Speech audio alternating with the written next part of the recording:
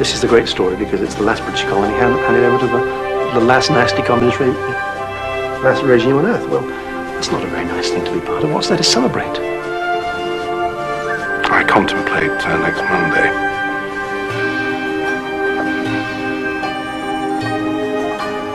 With some concern. It's worrying that a community which is not prepared to face the realities about its future is in serious trouble. And Hong Kong is simply not prepared to face up to the fact that the Communist Party is going to have a profound influence on Hong Kong's way of life. The Chinese Communist Party was a Marxist-Leninist party. It's lost its Marxism. All that's left is the Leninism. And that means control, order and control. And there is no way on this earth that they are going to allow a high degree of autonomy in Hong Kong.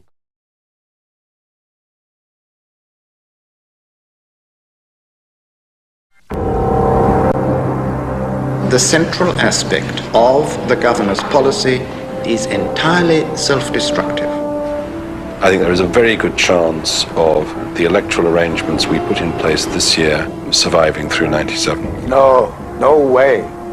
That's a myth. Why have we got the business community thinking the pattern got it wrong? Quite simply, businessmen are interested in their money.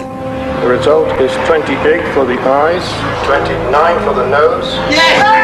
He handles the Chinese like the opposition party. He handles us as the opposition party. And I think whatever opposing to him, he will handle it that way. Mr. Hong Kong. Well done, everybody.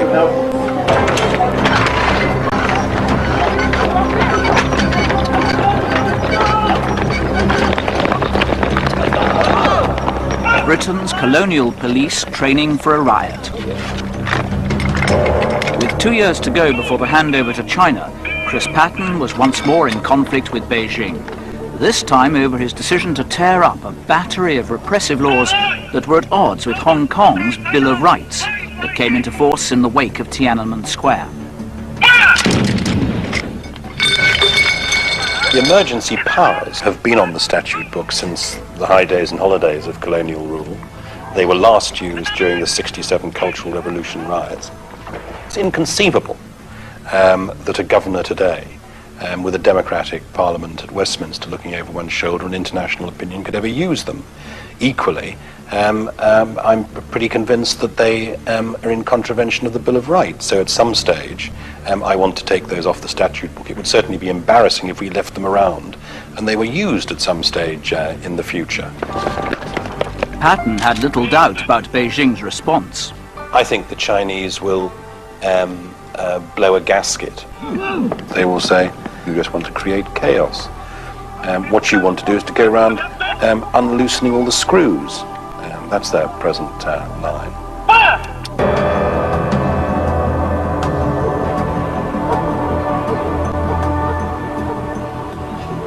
From Hong Kong's perspective, the 1997 handover suddenly seemed very close, especially to men like Dick Lee, who was now a very senior police officer.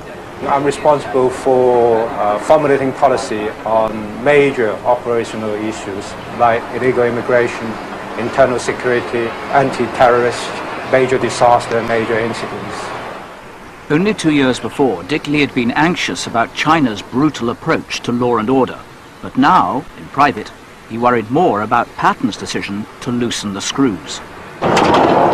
Certainly there are people who want to take away our powers. In some areas, perhaps they think we might abuse the power given to us. Of course, we need to have code of practice. We need to have rules to govern how we use these powers. And I don't see any problem after 1997. As long as our force remain professional, I don't see the problem at all.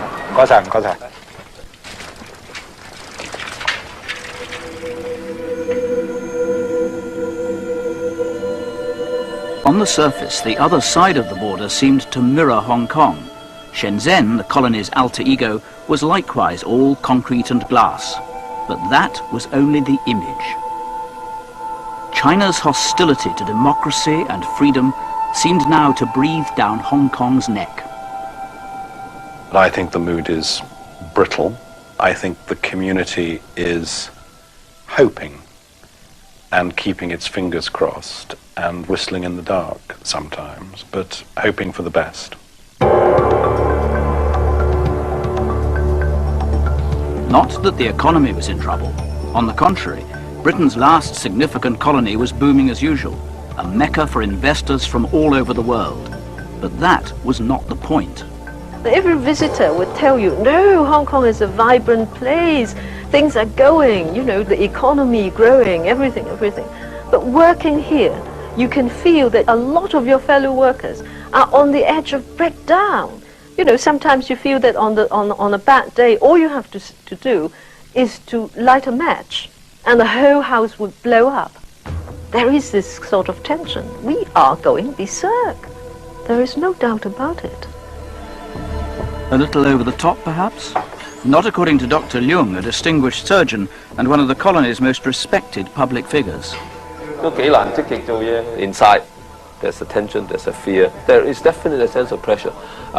People look very cool at this point in time, and I don't think this is really the genuine feeling inside. I think this is only the tip of the iceberg, that's all. Dr. Leung shared the unease he detected in others and was quite clear about its source. The fear of uncertainty, we still don't know what is going to happen at the end of the day, because a lot of people now goes into China. They can see things in China that they're worried about. That worry found a symbolic focus in the new China news agency, Beijing's de facto embassy in Hong Kong. Demonstrators carry the coffin of human rights to China's doorstep. Free for the moment at least to make their point against Beijing, they protest at what is happening on the mainland.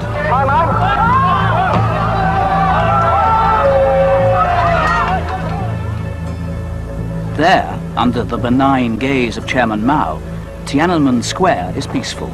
With 2 years to go before the handover, there's a clock that counts the days and the seconds until China regains Hong Kong.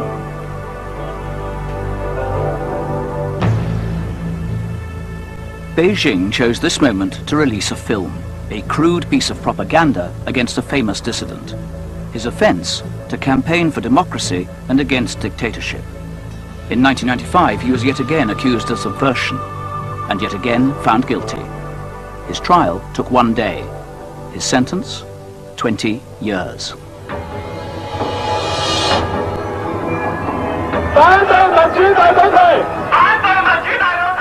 In Hong Kong, Margaret Ng joined in protest against a system where untold thousands of people live in fear of state repression. Her anxiety was that Hong Kong might go the same way. This is a depressing place. People don't want people like me. I'm not going to be able to find a job. What I'm doing mainly two things. Namely, I have a private practice at the bar and I write. No one is going to print my articles. No one is going to offer me any column. I increasingly feel that I really ought to go. There is nothing to stay for. The newspaper for which Margaret Ng writes had recently been bought by a good friend of Beijing. Critics claimed that the paper had trimmed accordingly. Press freedom is much more vulnerable now because of the fact that so much of Hong Kong news has got to do with China. So you're going to have to send your reporters to China. They have to go there all the time. And if they go there, they're very much exposed to very physical and personal danger. In those circumstances, then the editorial staff have to think very, very hard about how they're going to use the news story. The prospect that Hong Kong's media would be stifled after the handover was by no means a source of dismay to everyone. Indeed, some tycoons appeared to relish the thought. I think there will be self-censoring, probably not that different than Singapore. I've never read any Singapore newspaper criticizing their own government. I think some foreign journals have criticized them, and they were summarily told that your maximum circulation is 500 copies. So I think something like this in Hong Kong will probably happen. But that's not the end of the world. Doesn't worry you? No, because this is a transition. Actually, in China today, people are very free, provided you don't criticize the Communist Party nor the government.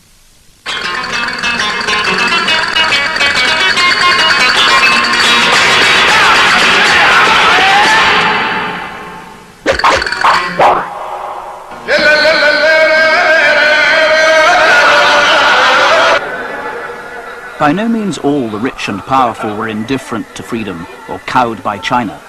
Jimmy Lai, for example, starring in his own advertisement for his own brand new paper, The Apple Daily, and well pleased with the result.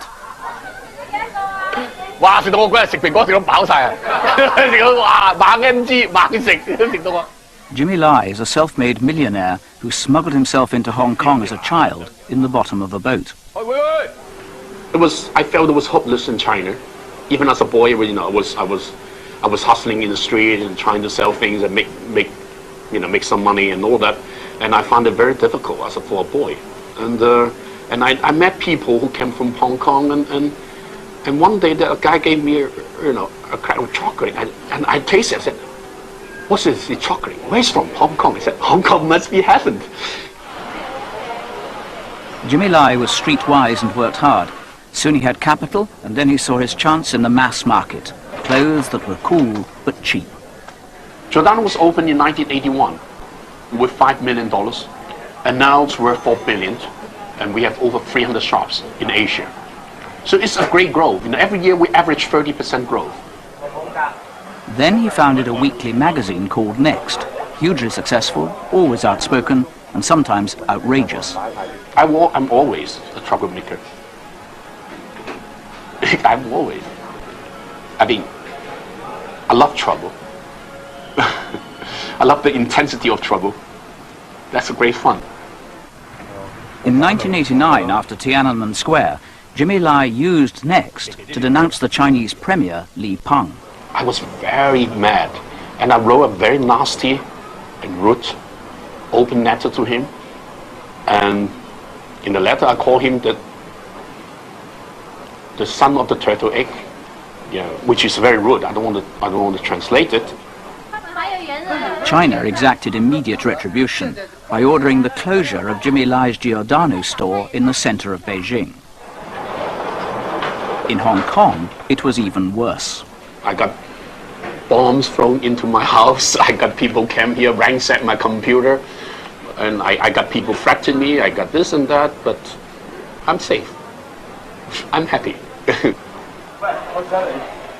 To save the company, if not his skin, Jimmy Lai resigned from the board of Giordano. But 2 years before the handover, he was on the offensive again, this time with the Apple Daily. Crime, gossip and scandal, plus a crusade for freedom and democracy. Hong Kong is our home. Hong Kong is where we want to protect the freedom. I don't give a shit what happened in China. This is my home.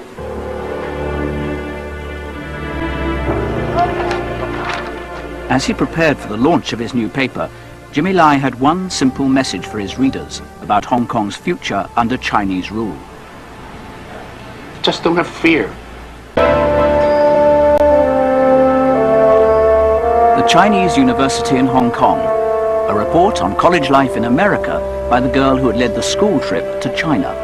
Since I'm the first one from Hong Kong, so they pay much more attention to me.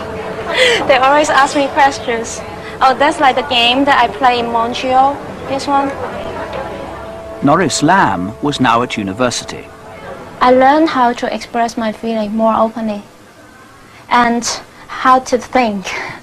Sometimes we didn't have time or we didn't learn how to think in Hong Kong. We just try to memorize all the things on the book. What I believe is that we need to think independently, not just like follow people's thinking. Ever high-flying, Norris Lam kept in hourly touch with the Hang Seng Index. Oh, the Hang Seng Index. Have you seen? It has been raised for 258 points. Yeah, it's like the first time I saw snow. She was a carefree student, except when she thought about China. If they really destroy our own system, Hong Kong is not anymore like, you know, our beautiful or lovely Hong Kong anymore. And then the way of living may be totally changed, and I might just go away if it's not my home again. The governor was endlessly out and about. His message to Hong Kong, trust yourselves, trust me. His means, meet the people walkabouts. What we've been doing for the last 7 or 8 months is doing them without telling anybody as well, which has a fairly dramatic effect. Patten's surprise visits did not endear him to local officials, especially when he descended on the poorer parts of the city where Hong Kong's elite seldom chose to venture. We started by going to 3 temporary housing areas, and we discovered that in one of them, the water to the lavatories hadn't worked for months. You know, it's a small thing. Well, it's not a small thing if you're having to go to the loo in a public block and there's no water.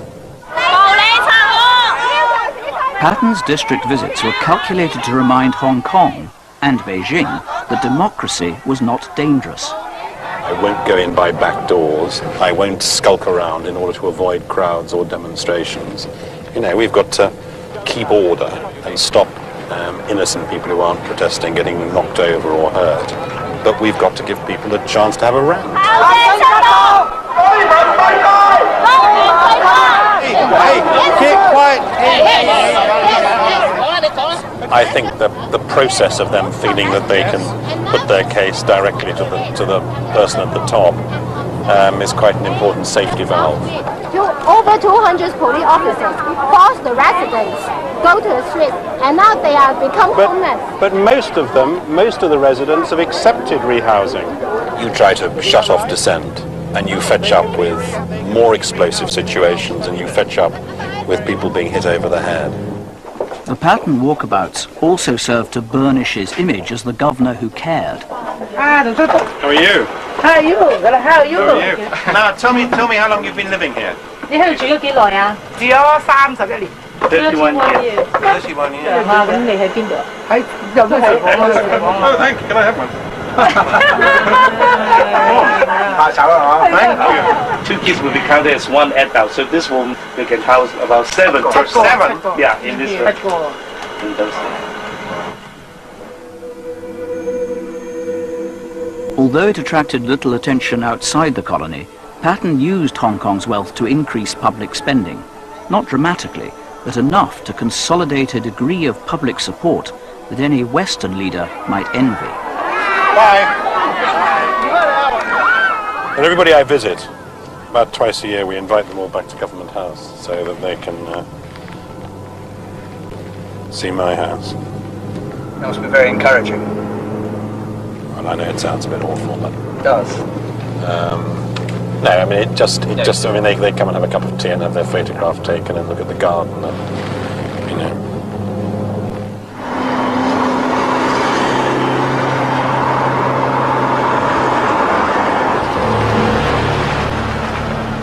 At the same time, in another part of town, a very different visit was underway. Lu Ping, Patten's opposite number in China, was once again back in Hong Kong, and once again pointedly refusing to meet the governor. His contact with public opinion was strictly confined to a gathering of the faithful.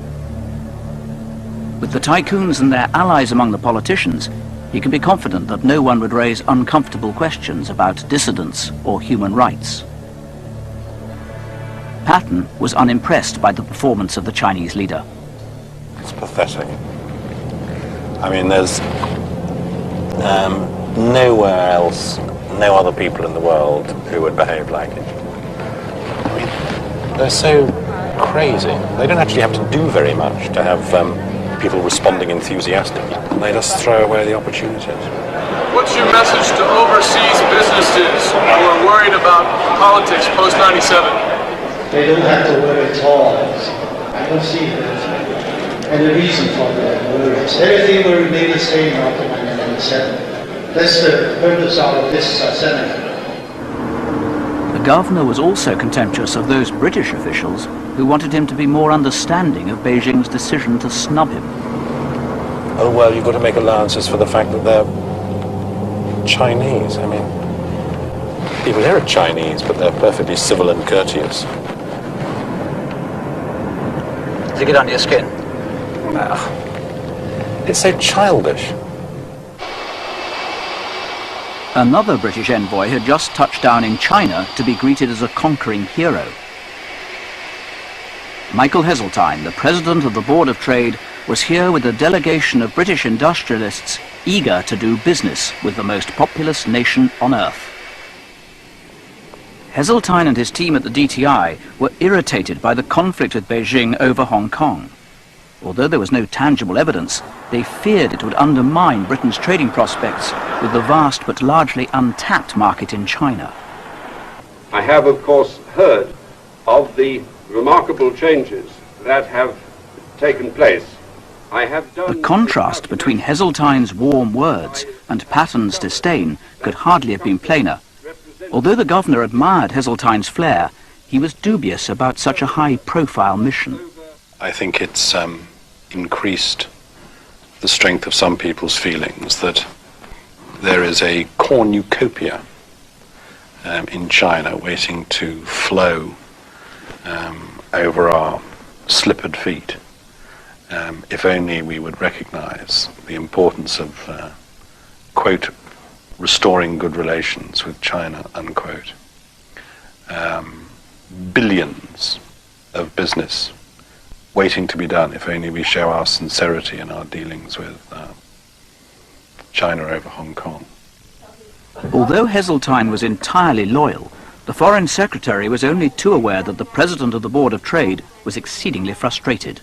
Michael Heseltine sees this immense market growing at a huge rate. He sees the Germans and the French powering in huge delegations. He wants to do the same. He's extremely good at it. And Hong Kong is an impediment to that process. It's something he accepts. It has to be dealt with and so on. But it's impediment to what he sees as a huge opportunity. I think I'm correctly analysing his view. Although Heseltine did not deviate from Britain's official line, Patten suspected that he had some sympathy with a Whitehall school of diplomacy which the governor deplored. There are those who think that if you don't have any arguments with China, if you have lots of visits and meetings, if you sign polite communiques, it will sooner or later deliver Chinese agreement on policies to which they've previously been inimical. I think that's complete drivel. There's a difference between real diplomacy and shaking hands and smiling. Patten's frustration with the Heseltine visit was fueled by another conflict with China, this time about the rule of law.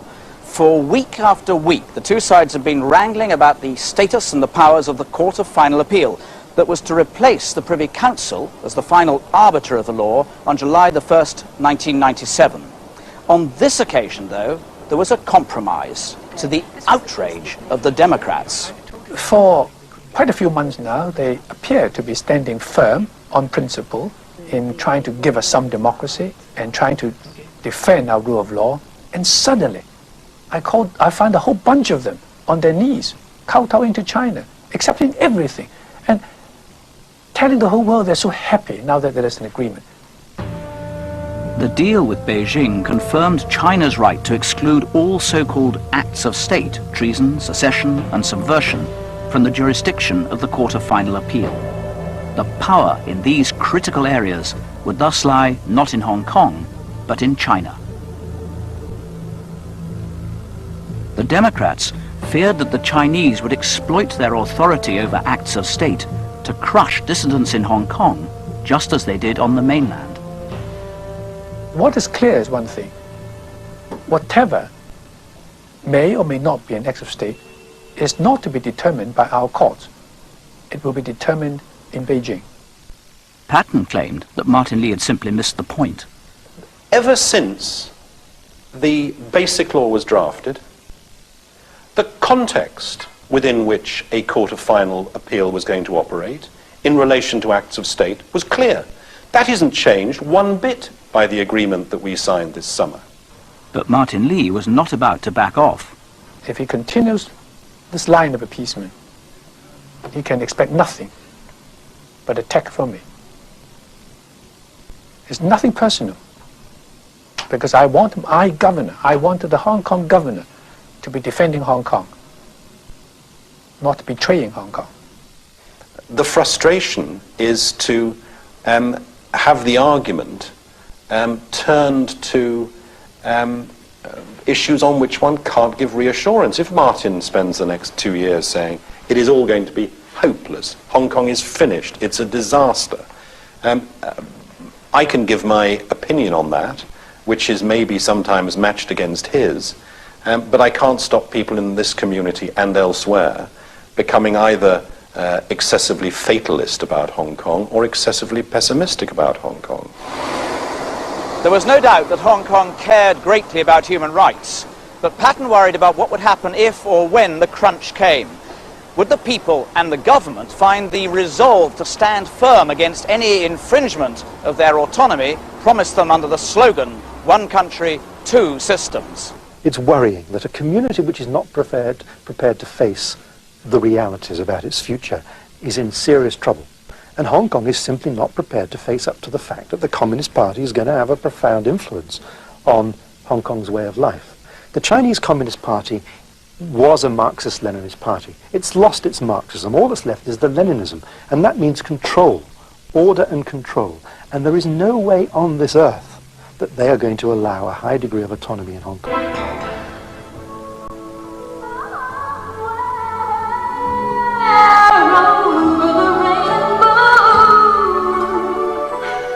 In the meantime, official duties, a charity gala.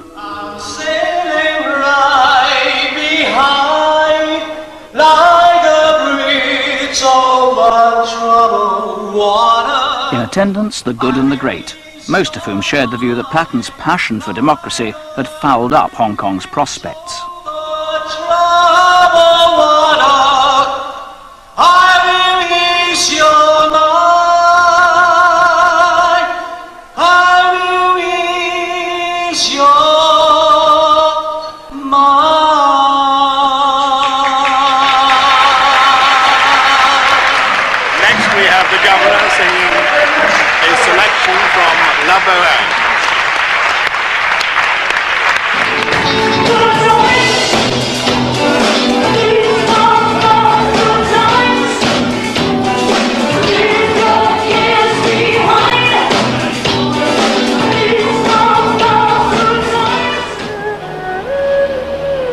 The glitter of Hong Kong life disguised a mood of uncertainty as the colony prepared for its first ever real election.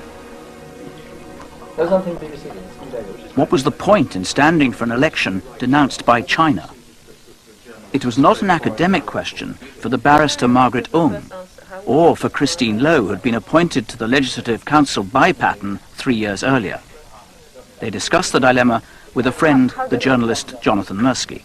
A year ago, the Chinese passed a resolution in the National People's Congress that on the 1st of July, they would liquidate the entire political structure here, including the legislature. I mean, that's really, really bad news. That's really, really big news. But the reaction from Hong Kong was really relatively mute, and I asked myself why. And I thought that if people kind of reacted to every piece of bad news they've ever had in the last 10 years or so, Hong Kong would have got absolutely bonkers by now. It surprises me that there are people like you and Margaret and lots of other people who do continue to speak up, considering what it is they're speaking up against. I mean, this is the last government in the world which shoots its own people down in the capital city. I mean, we're not dealing with cream puffs here. Yes, but what we don't realize that we're not being shot at yet. So as I go nearer to, I mean, I discount all praise of courage and outspokenness. It is free. You can attack Lu Ping, you can attack Chris Patten, you can attack even the Queen in Hong Kong. And if you attack the Queen, most people in Hong Kong will think that it's slightly bad taste.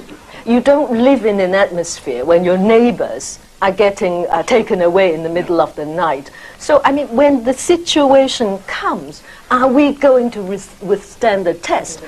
And I don't feel confident at all. Well, but this is precisely what we have to fight for, our own identity, and it becomes more urgent because we're going to become a part of China. I don't know whether I can ever stand up and say, I'm a citizen of the People's Republic of China. So maybe people like me will have to be phased out. I don't know. Maybe it's going to take us, I don't know, 10, 20 years to feel a part of the motherland. But that's part of the emotional challenge that we have to deal with. That's why that Chinese diplomat said to Christine, if you really feel this way about us, why don't you just leave? And my response to him, he said that to me 3 times, and on each occasion my response was, but Hong Kong's my home, you can't say that to me. Is that why you're going to stand for Let's Go? Oh yes, absolutely, because it provides a very public platform, and that's the only way I can try and put forth some of these ideas. This is the time to get involved in politics. This is the time to have a go. Just what Margaret and I were talking about, exactly. A last stand, in a way.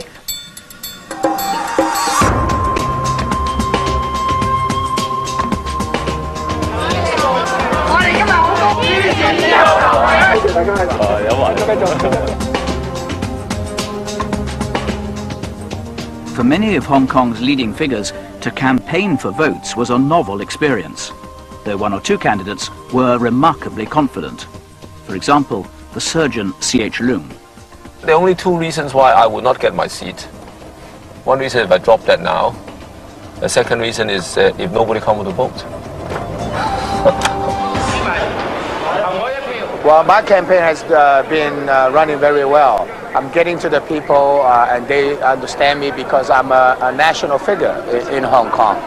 Aaron Lee, LegCo's longest-serving politician, had never run for election before. I'm very confident I'm gonna win, and the people in Tai Po are waiting for a long time for a kind of a heavyweight to represent them in LegCo. That could really, speak to the government, that could really speak to the Chinese, and also talking to the British. And this was the man who had bitterly opposed the patent reforms. I'm a believer in democracy. I want to participate in democracy. And this is a very hard work, but I'm enjoying it. I think, to me, that I want to be elected. I want to have a mandate from the people. So I believe that direct election for me is the most important thing. And I would not choose any other route to get into LegCo.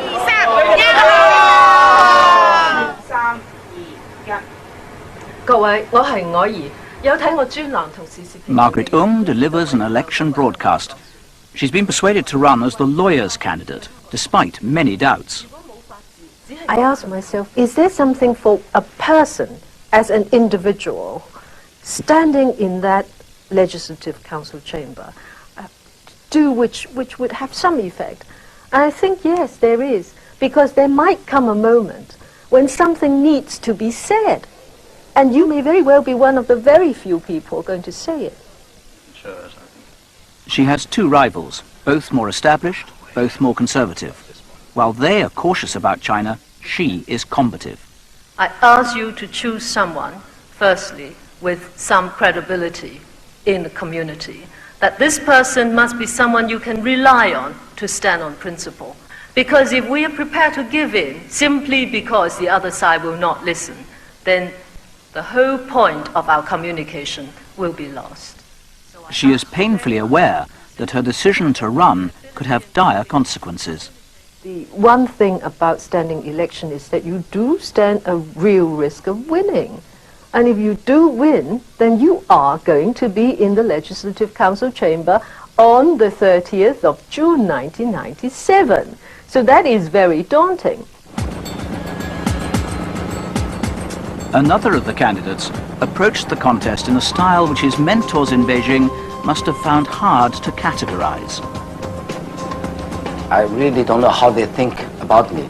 They look at me as somebody who is really a strange animal, but quite friendly to them and quite patriotic.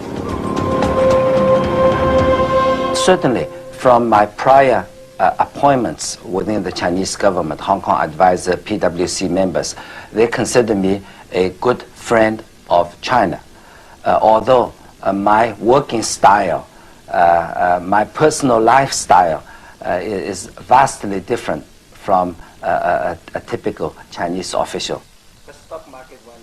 An astute entrepreneur who had fiercely opposed patent in print, David Chu knew that his eccentric enthusiasms might count against him. Exactly. So I'm going to put all this lovely things, exciting things behind me as of more or less today. What do you mean by that? Well, I'm going to concentrate on more serious work. But all these exciting things prepares me well for what I'm about to face in the future. But you mean no more paragliding records? No more diving down rapids? Well, I don't want to make any firm promises at this time, but certainly these activities will be reduced. I'm still going to drive my motorcycle to my LegCo meetings. And the Ferrari is not going to be put in mothballs? Or will it be? Well, it will be less used, for sure. The campaign pitted candidates against one another on television. Orderly affairs for the most part. There were occasions when the political tension that generally lies beneath the surface in Hong Kong suddenly burst into the open. The cause of the conflict here, who was to blame for the riots in Hong Kong during the Cultural Revolution 30 years ago?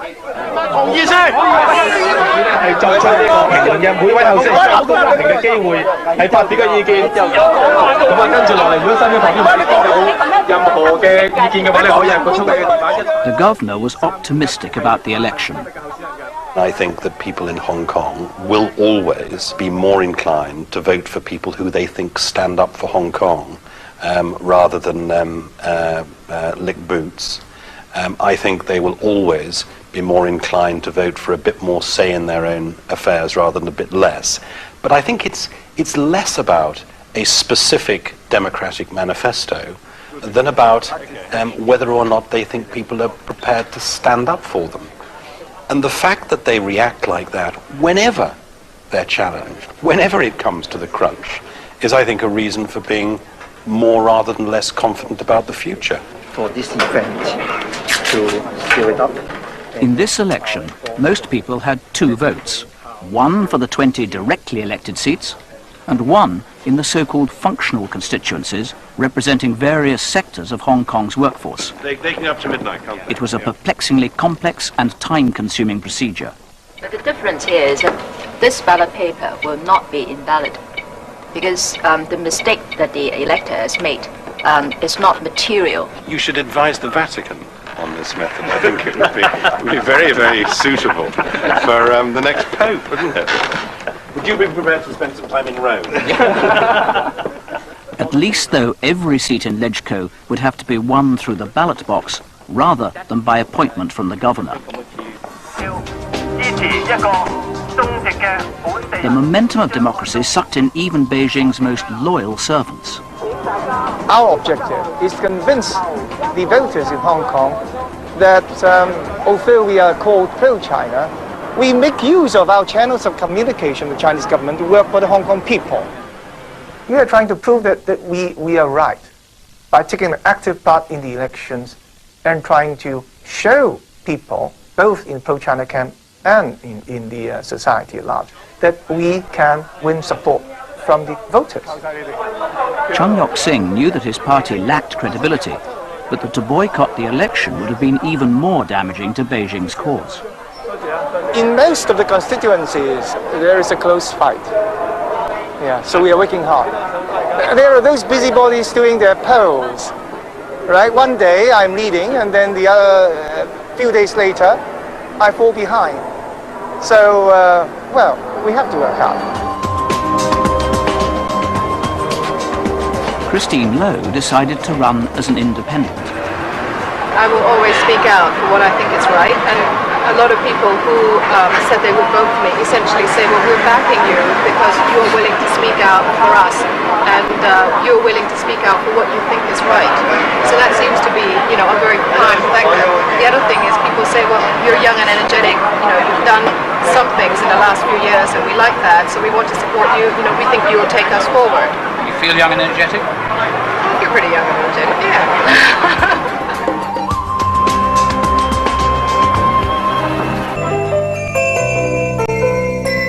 Government advertisements stressed the importance of going out to vote, but there were those who rather hoped the electorate would stay at home. Democracy, even if we have full-fledged democracy, it's not going to be a wall that can protect us from Beijing. So that's why all along I've always been saying that we've got to work with Beijing, we've got to try and find out what their concerns are and assure them that we're not planning any such thing in Hong Kong, and then we are hopefully left more alone, and then we can get on with our business. In private, the tycoons admitted that it wasn't only China that bothered them, but the will of the people itself. If you look at the electorate, the merchants are a small minority of the society. And therefore, if you go on a one-man, one-vote situation, the so-called bottom of the pyramid, where people are looking at their own welfare, that will dominate in terms of how government should be run, in terms of how taxation should be levied, and so forth. I mean, if you want Hong Kong to be a merchant city, then there are certain parameters you like to play. But if you don't want Hong Kong to be a merchant city, I think the one-man, one-vote situation sounds very plausible to a Western eye. Most tycoons were more reticent than Peter Wu, though not when it came to enjoying the fruits of their commercial and financial enterprise.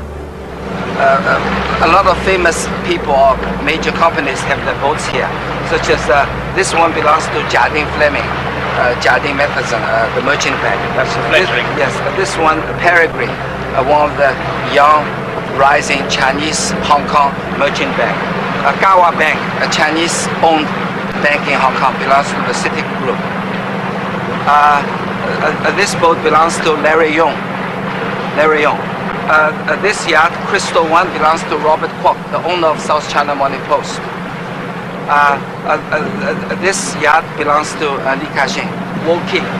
So this is the best possible place to have a yacht where you've got yours and they've got theirs? I think so. I hope this brings me luck. David Chu has taken to his yacht to track down a single vote. We're going to a small island called Pingzhou, and there's one possible voter who lives on this small island. And he already committed his first priority to another person, and he's committed the second priority or preference to me. My job today is to reverse, talking me into voting me first and the other chap second. This is not going to be easy, but I will try anyway. Altogether, David Chu needed some 25 votes to secure one of the 10 LegCo seats elected by a committee of local councillors who had themselves been elected. Pretty bizarre, but it was at least democracy of a sort. Don't we look like a bunch of city slicks trying to con some villager? What do you think you are? But actually, the villager may look simple, but he's 10 times smarter than us city slicks.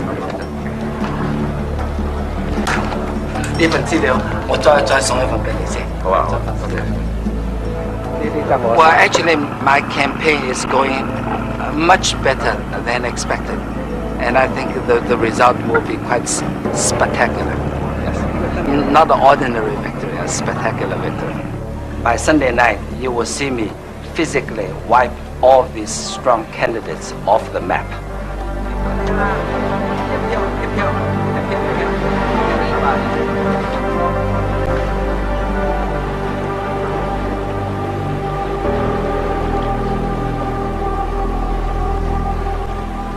At the final moment, he said to me quietly, he will vote for me.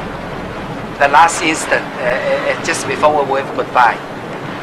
So you think you'll get his first vote? Most definitely. Most definitely. He's a very honest person, and he won't mislead people. At the Apple Daily, Jimmy Lai was celebrating success. His first edition had sold out, and it was the same day after day. By the time of the elections, the proprietor knew that he had an editorial and financial winner. His launch had been given an unexpected boost by his opponents. We got papers thrown in the harbor, and our Giordano shop in Macau was on fire, was set on fire, and all that I think was either because the distributor was somehow connected with Triad, or it may be some of the things that we wrote that offend the Triad people, and they just want us to know that they don't like it. This baptism of fire was not without compensations. I never would expect it, you know. I mean, that, otherwise I would be very happy. And I would spend much less money on promotion, because, you know, we got great publicity just because a lot of people want to stop us. And if China were to put pressure on the Apple Daily, or to move against him directly, I would just lie down, lie low, and wait for the right time to come back again. I'm young. Would you stay here, or would you say, I'll go elsewhere and fight from outside? Unless my life is threatened, I will stay here. This is my home.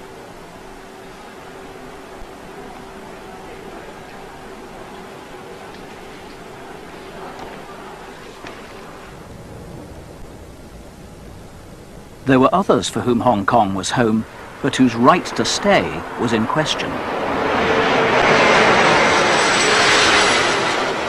The home of Harry Leela, one of the elders of the Indian community. A mansion shared by up to 60 members of his close but extended family, living in their own apartments, but communally.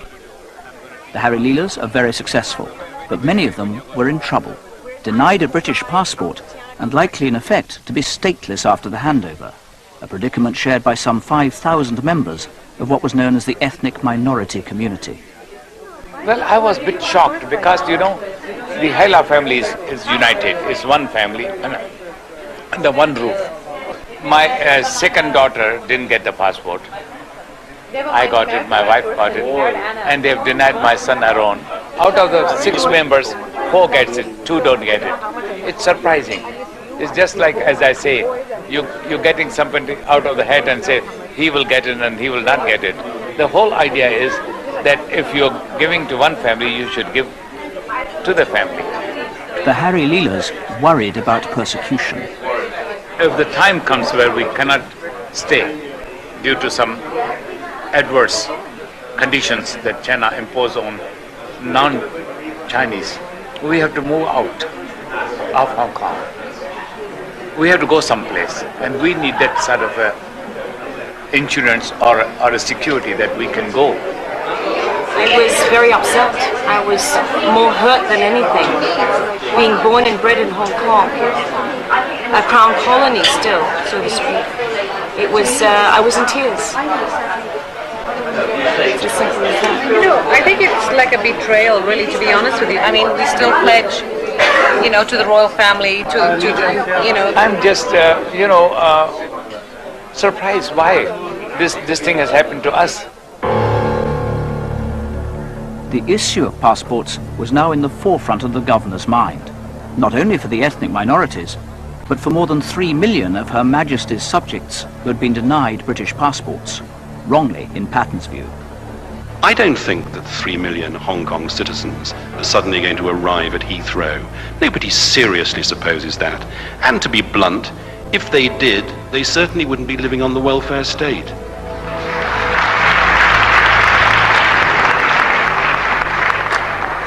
The governor knew that he had no chance of winning that battle with the cabinet, and therefore he never tried. Instead, he set his sights on getting the Home Office to change the rules, to allow some 3 million citizens of Hong Kong the right to come to this country without a visa, giving them some security, and incidentally, the same rights that were already enjoyed by more than 1 billion people elsewhere in the world. The importance of maintaining our frontier controls. Patton knew that the Home Secretary would be bitterly opposed. I wasn't persuaded by the arguments. This was a very large group of people who had to have a visa to come to the United Kingdom before the 30th of June. So I was being asked to change the position. And I thought there was a strong argument for maintaining the position as it was. They weren't being disadvantaged in any way. They required a visa before the 30th of June. It was my view that they should still require a visa after the 30th of June. What we have to do is to persuade the Home Office in general and the Home Secretary in particular that while his argument is intellectually logical, it's politically and I think morally wrong. But I don't think that's justified. There was never, for example, any question of any assurance or guarantee that there would be a visa requirement at some point in the future. So I don't think the moral argument begins to stand up. It will be an issue which triggers, I think, a good deal of criticism of Britain, tinged with a certain view that we're behaving in a racist way. So I think it has all the makings of a really unpleasant stink, which would make it more difficult for us to depart in 1997 with some lasting respect left behind in Hong Kong.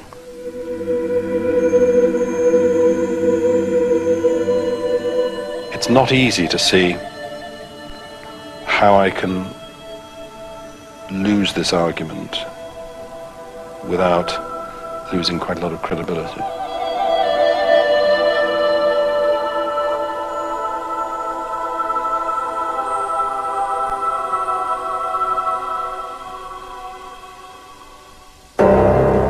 Election Day 1995. A big day for Hong Kong, a big day for Patton.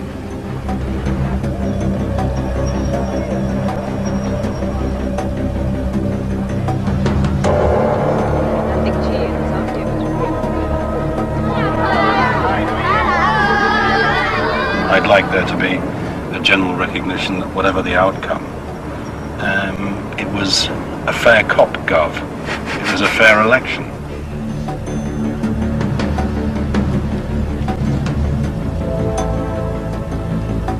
Martin Lee said to me that what was essential was that we left behind a legislature in which more than 51% of the members were pro-democracy. And I said, you know, frightfully sorry, I mean, I can see why that's an attractive outcome for you, but that can't conceivably be my objective. If people want to vote for democracy or against democracy, that's their own business. What I have to leave behind is a system which meets the promises that have been made to people in Hong Kong. The count started at midnight.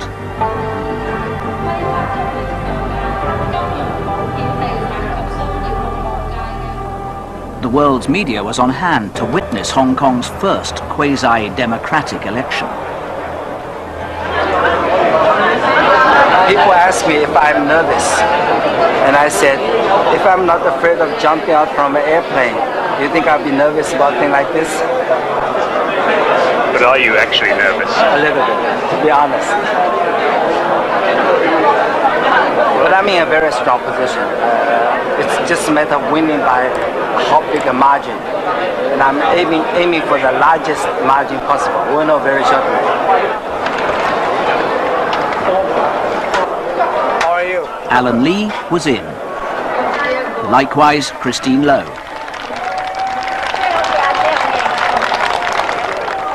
The Democrats and their allies were clearly in front, but there was always China's most colourful ally, David Chu.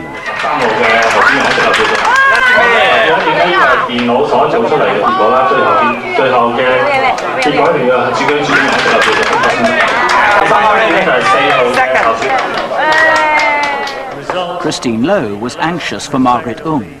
Legal functional constituency. Margaret 723. Donald Yap, 444. Lee Wai-yip, 159. The lawyer's candidate was in as well. Margaret is elected to the above-mentioned constituency. I missed number one, probably by one vote. So what about that key elector on the island? It didn't come through. Beijing's most important political voice in Hong Kong lost to a Democrat, but he insisted that the outcome was fair. I think the strong showing of the Democratic Party is by no means surprising. They have a large number of incumbent legislators. They have some very strong candidates and very experienced in election campaigns. So I think the results are perhaps much expected by everybody, including Chinese officials. Nonetheless, Beijing at once rejected the outcome, to the dismay of their key ally. I would certainly advise them not to say anything against these elections. I mean, it wouldn't help in any way. It wouldn't help anybody at all. No, I don't think it's a wise thing to do. Chung Yok-sing was not alone. I'm going to China this afternoon. I'm going to tell them that in the next 2 years, they really have to consider, let Hong Kong people do as much as possible. And the Chinese government and their representative in Hong Kong should involve less in Hong Kong affairs. Let the Hong Kong people take the driver's seat. When the full result was known, the decision of the Hong Kong people came as a surprise as well as a delight to the Democrats. Their vote is a vote of confidence in us, in all that we have been doing, in standing firm for Hong Kong against China's intervention. And I said to myself, I almost let my people down. Because a politician, of course, always believes that he has the pulse of the public. And, well, it takes an honest politician to say I got it wrong. I felt the wrong pulse. The following day, the governor was endlessly on the airwaves. It was a momentous day, with the largest number of people ever voting in an election in Hong Kong, and voting very decisively. What's quite interesting is that when this happened 18 months after Tiananmen, people seem to think it was in some way just a result of Tiananmen, and that people would think differently the closer we got to 1997. Well, getting on for 2/3 of voting for the Democratic Party in the geographical constituencies. So 4 years down the road, 2 years closer to 1997, they feel exactly the same way. With his team in private, thoughts that Patton could not express in public. Quite an important point to make, is here we are, 2/3 of the people who voting for pro-democracy candidates. If we'd simply, in 92 and onwards, said stuff their democratic aspirations, we're going to rig it all. Just think of the trouble that would have ensued. All that bottled up decency. By pure accident, the man who got me into politics in the first place, a nice American, has been staying this weekend, and he's been absolutely captivated by the whole business. And he went round polling stations yesterday on his own, and he said to me today, you know what was wonderful was seeing all these people who are proud of their freedom practicing it.